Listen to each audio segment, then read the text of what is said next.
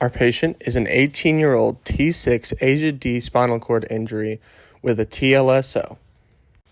Our patient presents with 5 out of 5 strength in all upper extremities and 3 out of 5 strengths from L2 through L4 with voluntary anal contraction.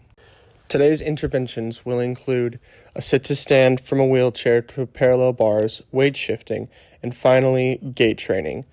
Our patient is appropriate for reciprocal gait training because they have a 3 out of 5 on both hip flexors and one knee extensor. Our patient will require an AFO, a TLSO, a gait belt, and a wheelchair follow for safety. We start off our intervention by introducing ourselves and asking for consent, followed by explaining the intervention we will do today.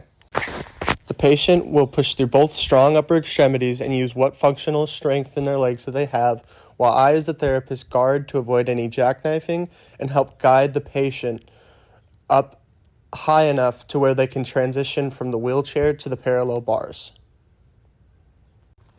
To avoid jackknifing, the therapist will perform a posterior force at the clavicle and an anterior force at the posterior pelvis. Once in standing, we can do our weight shifting exercise. Here, I am instructing the patient to shift their center of mass to the left so that their left upper extremity and their left lower extremity bear a decent percentage of their weight. Once in that position, they can shift back to the center, and then we can shift to the right side. Next, we can work on reciprocal gait training.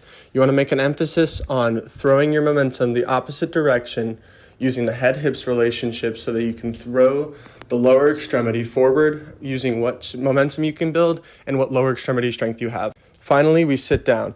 The patient pushes their pelvis backwards while also using their lower extremities and upper extremities to lower themselves while the therapist guides them and protects their legs.